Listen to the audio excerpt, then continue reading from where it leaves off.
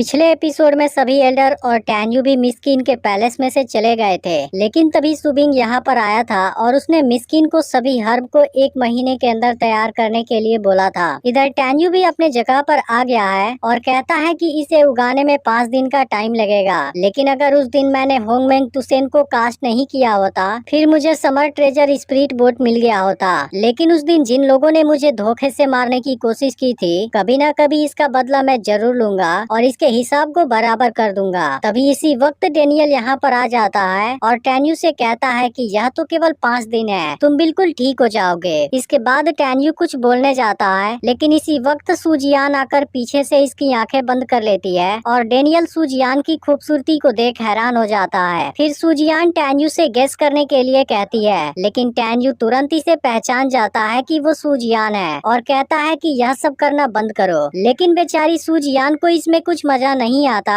और वो थोड़ी सी नाराज हो जाती है। फिर टैन्यू सूजियान से यहाँ आने की वजह पूछता है। तब सूजियान पूछती है कि तुम कैसे पहचान गए कि ये मैं हूँ। यह सुनकर टैन्यू कहता है, मुझे तुम्हारे सेंट से पता चल गया। लेकिन अब सूजियान इस पर नाराज होने लगती है क्योंकि उसने अभी अभी सेंट पाउडर का यूज किया था, इसलिए वो पूछती है कि आखिर तुम कैसे पहचान गए जबकि तुमने तो इसे पहले कभी नहीं देखा था। तब टैन्यू कहता है, इसके अलावा मैं कुछ नहीं कह सकता। इस पर सूजियान कहने लगती है, क्या तुम इसे सच में नहीं कह सकते? मैं यहाँ चुपके से आई हूँ और तुम्हें लेटर देने के बाद मुझे वापस भी जाना है, नहीं तो इसके बारे में मेरे मास्टर को पता चल जाएगा, जो मैं कभी भी नहीं चाहती। यह सुनकर टैन्यू इसे बताने के लिए राजी हो जाता है और कहता है कि जब अभी अभी तुमने पीछे खड़ा होकर मेरा आंख बंद किया था, उसके दौरान मेरा बैग टच हुआ था और तुम्हें तो पता ही है हमारा ग्रूमिंग कभी भी नहीं भूल सकता, इसलिए इस बात से मुझे पता चल गया कि वो तुम ही हो। वहीं बेचारा डेनियल चुपचाप देख रहा था और अब सूजियान भी टैन्यू पर थोड़ी सी नाराज हो जाती है और लेटर देने के बाद कहती है कि मैं मेंगई से इस बारे में बताऊंगी। यह सुनकर टैन्यू कहता है, पहले मुझे बोलने तो दो, कहीं तुम वापस जाकर तुम किसी को कंफ्यूज मत कर देना। फिर टैन्यू को याद आता है कि इसने सूजियान के लिए बेस्ट ऑरा स्प्लैश खरीदने के लिए कहा था। तब सूजियान कहती है कि मेरे मास्टर ने इसे पहले ही खरीद कर दे दिया है, लेकिन अब मेरी सिस्टर मेंगई इस बात का बदला जरूर लेगी। फिर वो अपना फ्लाइंग स्वॉर्ड बाहर निकालती है और यहाँ से जाने लगती है। फिर टैन्यू इसे रोकने की कोशिश करता है और कहता है कि तुम्हारे लिए मेरे पास में सोल फिस्ट है जो मेंगई और सियाओ को देना है। तब सूजियान कहती है कि जब तुम उनसे मिलना तब उनको दे देना।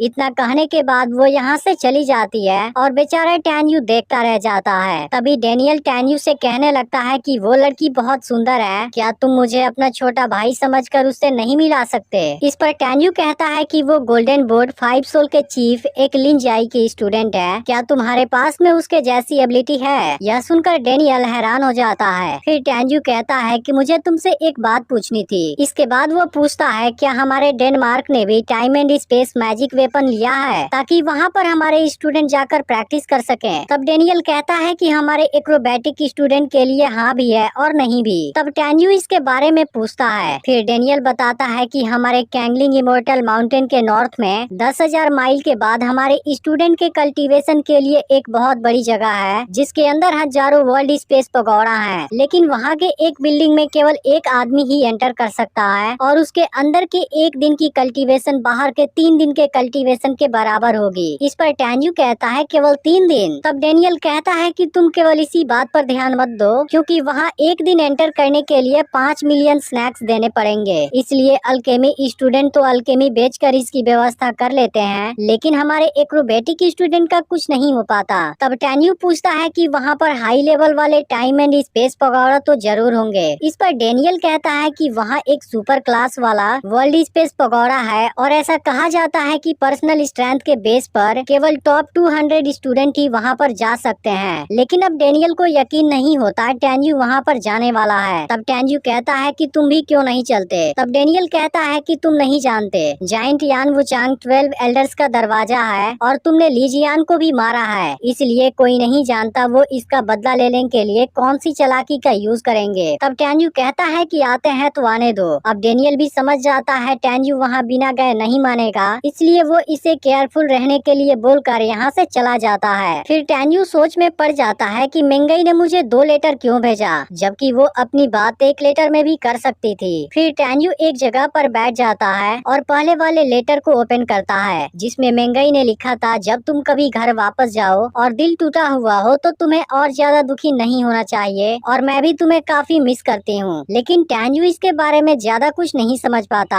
इसके बाद वो दूसरा लेटर ओपन करता है जो शायद सियाओ ने लिखा था और इसे पढ़कर टैन्यू थोड़ा सा दुखी हो जाता है। इसके बाद टैन्यू यहाँ से निकल जाता है और कहता है कि मेरे पास अभी अगला स्क्रीन सेवर लिंक जाओ है जो इंपीरियल पैलेस में पहुँचने के लिए 3 दिन कम समय लेगा और अब तो सन लैली ऑक्शन हाउस के लिए केवल 18 दिन बचे हुए हैं। इसलिए इस बार मुझे जीजी टाइम एंड स्पेस में कल्टीवेट करने जाना चाहिए क्योंकि अभी आइस एट्रीब्यूट को रिफाइन करने में टाइम है जिससे होंगमेंग आइस फिस्ट इम्प्रूव हो जाएगी। इसके बाद टैन्यू नीचे आता है और अंदर की ओर जाने लगता है जहाँ पर इसको स्ट्रॉन्ग स्पिरिट के होने का एहसास होता है और टैन्यू को यह चीज एक सपने के जैसी लगती है। लेकिन इसी वक्त पेंग अपने कुछ लोगों के साथ आ जाता है और कहने लगता है जरा इस एक्रोबेटिक स्टूडेंट को तो देखो। फिर टैन्यू से कहता है क्या तुम अभी भी अपने सेंटिमेंट को कल्टीवेट कर रहे हो? लेकिन टैन्यू कुछ नहीं बोलता। तभी पेंग कहने लगता है तुम्हें जाने के लिए किसने कहा और वो टैन्यू को रोक देता है। फिर कहने लगता है देखो ये कितना अच्छा पालतू है, मेरे कहने से पहले ही आगे आ गया।